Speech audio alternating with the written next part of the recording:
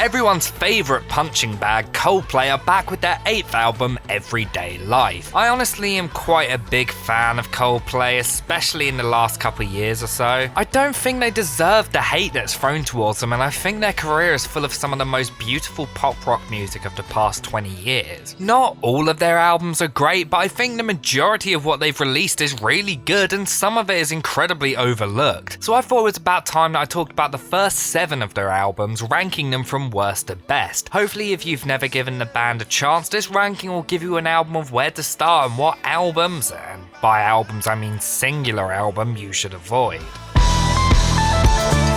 When this album was released, I had completely checked out of listening to the band's new music. I hated the lead single, so I was incredibly hesitant to listen to the album as a whole, and when I finally did, I regretted it straight away. This album is just terrible. It's the band's most colourful and bright pop album, and it fails in nearly every department. Although the production on some songs can be decent, the album falls into cliches and way too many pop tropes to make it an album that's really worth listening to. The album tries incredibly hard to have this giant grandiose message, but instead it's an incredibly bland and muddled mess. Although the album definitely has its moments, like the title track, Birds, and the beautiful Everglow, which feels like one of the few songs that could have been put on a 2000s era Coldplay album. The album sees the band collaborating with a wide array of musicians, including Beyonce, Tove Lo, Noel Gallagher, and everyone's favourite musician, Barack Obama. Yeah, for some reason Barack Obama's on this album. He does like a spoken word version of Amazing Grace on one of the songs. I don't really understand why he did that, but it's here. None of these collaborations save the album in any way. If anything, it makes the album's identity feel even more lost and generic.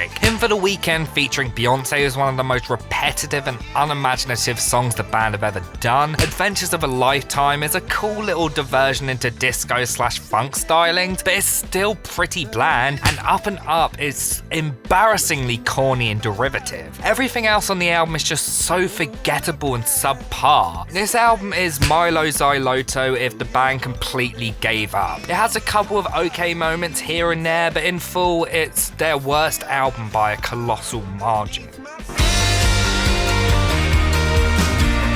The band's 5th album was an incredibly controversial release, with many criticising their sudden switch to uplifting, bright, and heavily produced pop rock music. It received the most critical reviews that the band had seen up to that point, despite its success with huge singles like Paradise, Princess of China, and Charlie Brown. Admittedly, upon release, I really did not like this album. I thought it had some decent songs, but I felt the overall album was just too electronic and artificial sounding. However, in recent years, I've grown to not only appreciate this album, but also really like it quite a lot. Although its production is a little bit too much at times, and the uplifting tone can at times be a little bit overbearing, this album is an incredibly ambitious and at times really exciting and different release. It was the band's first concept album/rock opera, being set in a dystopian future where two people come together, fall in love, and find happiness. Musically, the album isn't quite as diverse as Viva la Vida, but it's still one of the more experimental releases they've done, blending the more arena-sized anthems of that previous album with modern R&B sounds as well as the soft balladry of the first 3 records. The album has a very adventurous and epic feel to it, which makes it feel like you can conquer the world. The songwriting can be a little bit hit or miss at times, with songs like Paradise being very cheesy, while songs like the hypnotically gorgeous Up in Flames are some of the best songs the band have released in the second half of their career. The album is full of beautiful textures, grandiose sounds, and huge catchy sing-along tracks. It's definitely a very overlooked album, however I completely understand the backlash towards it and can admit that it's heavily flawed. But of the currently 2 pure pop albums they've released, this is by far the better release.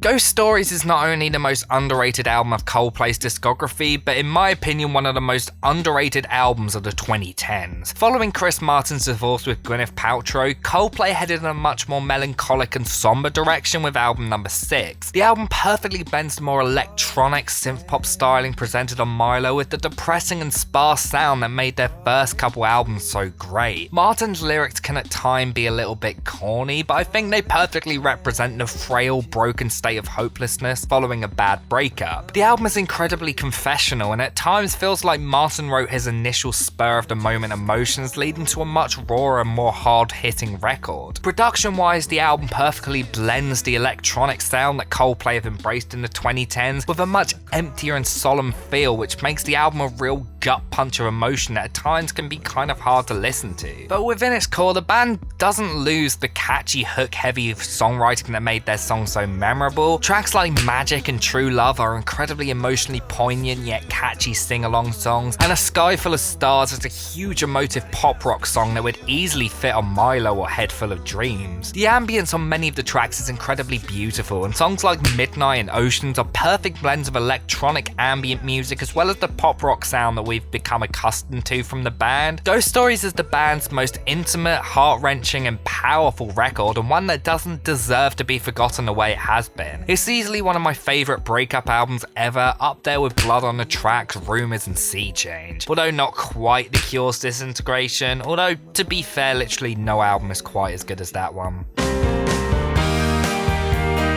X and Y came out just as the band were becoming the biggest band in the UK. Although being released 3 years after the band's second album, the production of the album was incredibly troubled and urgent. The final release was the third recording of the album after the band scrapped loads of material, feeling dissatisfied with it and feeling that it sounded flat and passionless. Even now the band aren't too kind when it comes to the album, but I've honestly never understood that. Out of the 3 pre-Viva la Vida albums, it's definitely the worst, but it still exhibits all the best qualities of that early material. The album is just as beautiful and expansive as their previous 2 albums, while showing a bigger emphasis on electronic influences, as well as aggressive distorted guitar lines. Martin's recognizable falsetto lines are all across the album, and I think vocally this album is probably the strongest of the entire band's discography. Johnny Buckland's guitar work is really great, and on songs like White Shadows and Low are some of the most aggressive and euphoric sections of any of their songs. The band embraced the influence of David Bowie and Brian Eno's Berlin trilogy albums, placing incredibly spacey and ambient synthesizer sounds all over the place, especially on songs like Speed of Sound and Talk. Martin's lyrics about feeling lost and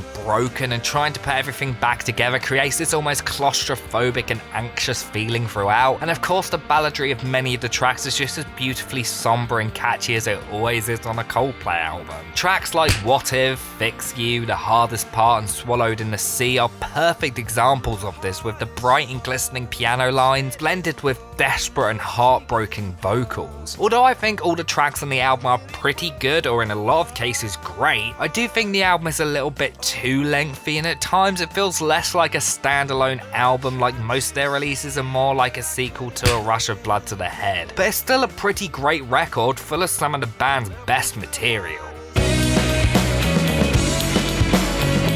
One of the best post-Britpop albums, Coldplay's debut Parachutes is a beautifully expansive, atmospheric and immersive record. Taking clear influences from the Benz-era Radiohead as well as Jeff Buckley, this album is full of some of the most pretty and melancholic music the band have ever done while feeling subtle and genuine. The grandiose sound that the band are known for is definitely there, but in a much more muted way, leading to an album that feels like the group discovering themselves without ever struggling from an identity crisis like many do on their debuts. Martin's falsetto blends beautifully with his use of acoustic guitars and pianos, as well as Buckland's almost edge-sounding atmospheric and epic guitar lines, Guy Berryman's bouncy and pounding bass lines, and Will Champion's drumming, which can at times be explosive and aggressive, and other times subtle and self-restrained. The album is full of beautiful harmonies, memorable and at times really huge hooks, as well as some of the most subtle yet emotive lyrics the band have ever written.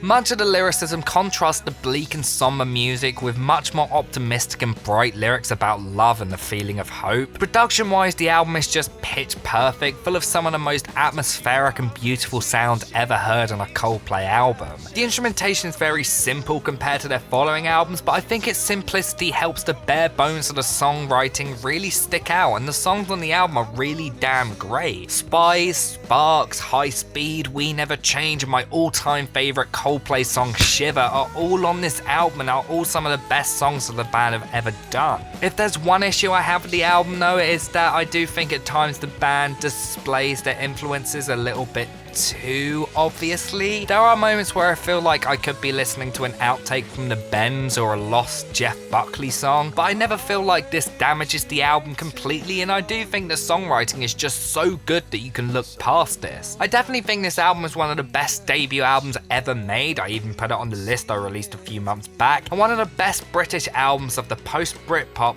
/ pre-indie scene.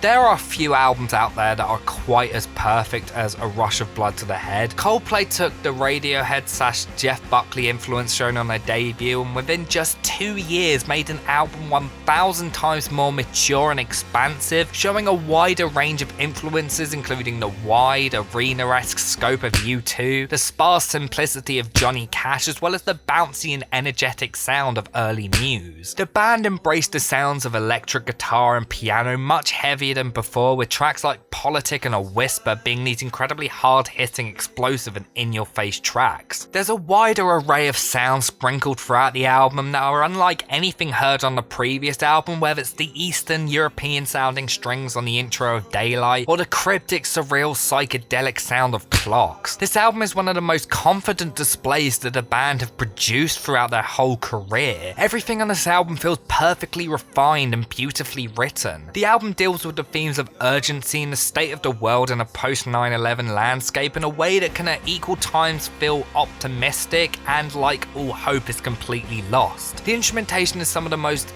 picturesque material that the band have ever composed, and the production is absolutely top notch. Going back to the track Clocks, I honestly think that's one of the most beautiful rock songs ever written. It has a very minimalist yet atmospheric soundscape created from the glistening reverb heavy pianos, the heavy use of synthesizer pads and explosive electric guitar lines. Martin's lyrics about contradicting emotions blend perfectly with the heavily layered psychedelic sound of the track, which makes you feel like you're floating above the world, seeing all the beauty and the destruction simultaneously. The album is also full of some of the band's most heart-wrenching and beautiful ballads ever, like The Scientist and Warning Sign, one of my favourite songs the band have ever written. Everything is an improvement over its predecessor, while at the same time managing to become something completely new and different. Coldplay went from being a little bit derivative to having their own unique sound that many would try to replicate to mixed results. This album is beautifully written, full of incredible production and some of the best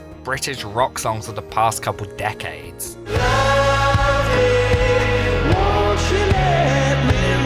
When you've been a band over a decade and are starting to grow up and become full-fledged adults, you can do one of three things. You can carry on doing the same thing you've been doing for years without progressing at all. You can try and stay hip and make music that the youth around you are making, or you can make something mature, ambitious and unlike anything you've ever done before. This is exactly what Coldplay did with their fourth album. Completely stepping away from the signature ballad-based sound of their first three albums, with Viva la Vida, the band attempted to make the most abstract, theatrical and oblique album of their career. With the help of legendary producers such as Brian Eno and John Hopkins, the band released the most musically diverse album of their career, with no two songs sounding the same, but at the same time every song feeling connected in some way or another. The band embraced all different types of music, including world music influences such as tribal music and Afrobeat on the songs Lost and Strawberry Swing. As well as this, they embraced the very dreamy and atmospheric sounds of their previous work and head much more into a more aggressive, noisy direction. This is shown in the song Yes, which features the hidden song Chinese Sleep Chant, a straight up shoegaze song inspired by My Bloody Valentine. Of course, embracing different sounds and styles wouldn't mean anything if the songwriting and production wasn't good, but both are absolutely incredible. Production-wise, this is in my opinion one of the most beautiful, epic and exciting albums I've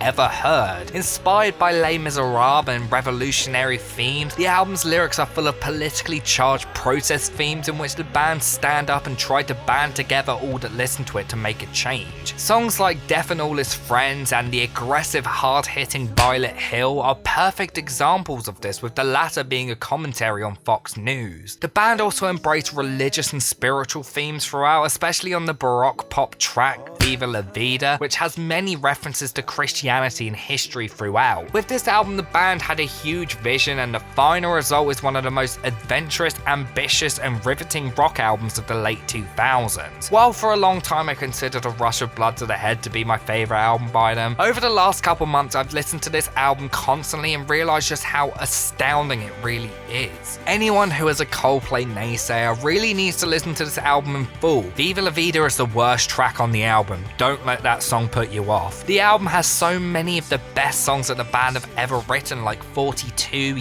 Yes, Violet Hill, Strawberry Swing, and probably my personal favourite on the album, Lovers in Japan. It's a very unique, beautifully produced, superbly written record, and one of the best of the past 15 years. I cannot wait for their new album, Everyday Life, and hopefully I'll be reviewing it in the next few weeks if it gives me enough to discuss, but until then I'm going to excitedly wait for it. Thanks for watching guys, and I'll see you next time.